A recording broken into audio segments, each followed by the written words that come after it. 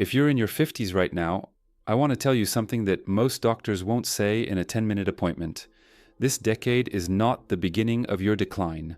It is the most powerful window of opportunity you will ever have to reshape your biology, rebuild your body, and redefine what aging means for you. The science is unambiguous on this point. The choices you make in your 50s determine what your 60s, 70s, and 80s look like, whether you're thriving or just surviving.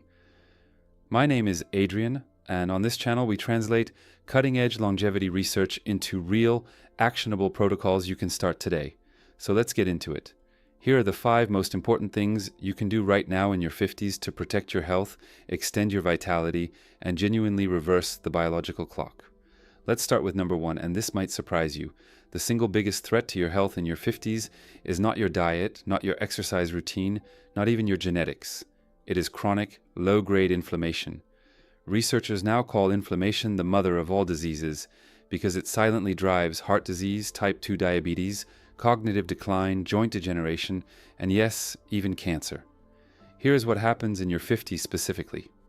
Your immune system enters a state called inflammaging, a portmanteau of inflammation and aging, where it becomes permanently stuck in a low-level alert mode. Your body is constantly releasing inflammatory cytokines even when there is no real threat. And over years and decades, this slow burn destroys your tissues, stiffens your arteries, damages your mitochondria, and accelerates every aging process you can name. So what do you do about it? The most evidence-based anti-inflammatory protocol I have ever seen combines 3 things. First, eliminate the foods that are actively pouring gasoline on the fire. This means refined seed oils, canola, soybean, sunflower, corn oil, which are the primary dietary driver of inflammatory prostaglandins.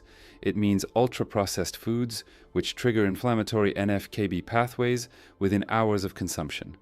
And it means excess sugar, particularly fructose, which converts directly into inflammatory triglycerides in your liver. Second, add the foods that actively quench inflammation.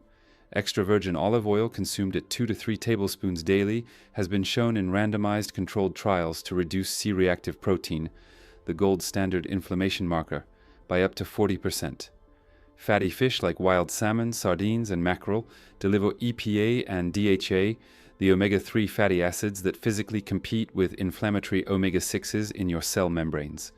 Dark leafy greens, berries, turmeric, and ginger round out the anti-inflammatory arsenal. Third, address the gut.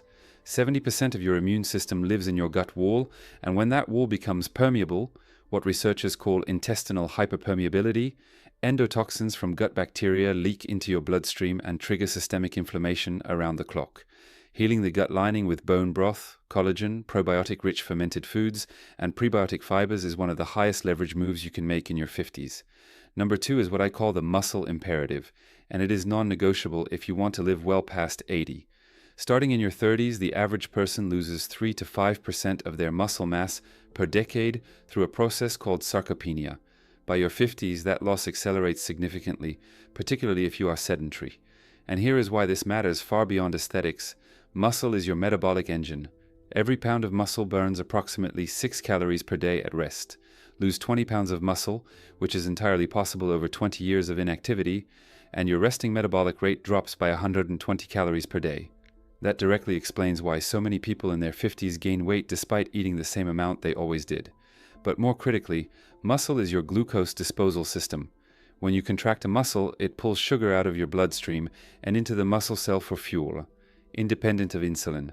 This means strong muscles are your best protection against insulin resistance and type 2 diabetes. Research from the American Journal of Medicine found that for every 10% increase in muscle mass index, there was an 11% reduction in insulin resistance and a 12% reduction in pre-diabetes risk. And here is the part nobody talks about. Muscle is also your longevity organ.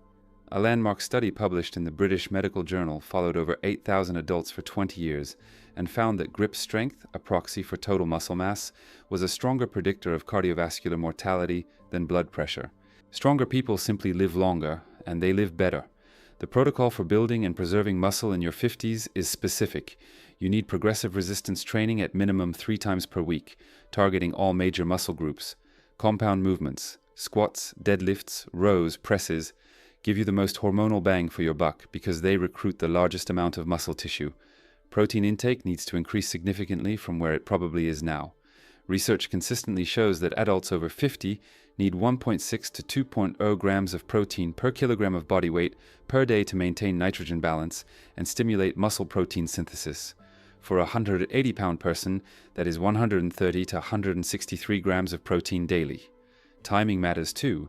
Spreading protein across 3 to 4 meals with at least 30 to 40 grams per meal maximizes the muscle protein synthesis response because older muscles have what researchers call anabolic resistance, meaning they need a larger protein stimulus to trigger the same growth response as younger muscle. Number 3 is mastering your metabolic health and specifically your blood sugar. Here's a statistic that should stop you cold. According to the CDC, approximately 96 million Americans, that is 1 in 3 adults, have prediabetes, and 80% of them have no idea. In your 50s, insulin sensitivity naturally declines due to hormonal changes, reduced muscle mass, and increased visceral fat accumulation. Your pancreas compensates by producing more and more insulin. Eventually, it cannot keep up, and blood sugar begins to rise. Chronically elevated blood sugar, even in the pre-diabetic range, causes glycation of proteins throughout your body. It damages the lining of your blood vessels, accelerates the aging of your brain, stiffens your tendons and ligaments, and directly impairs mitochondrial function. The mitochondria are the power plants of your cells, and when they are damaged by excess glucose, every organ system suffers: your heart, your kidneys, your eyes, your nervous system. The protocol for reversing metabolic dysfunction in your 50s starts with understanding your numbers. You want fasting blood glucose below 90, not just below 100. Because research shows that even fasting glucose in the 90s is associated with significantly increased cardiovascular risk.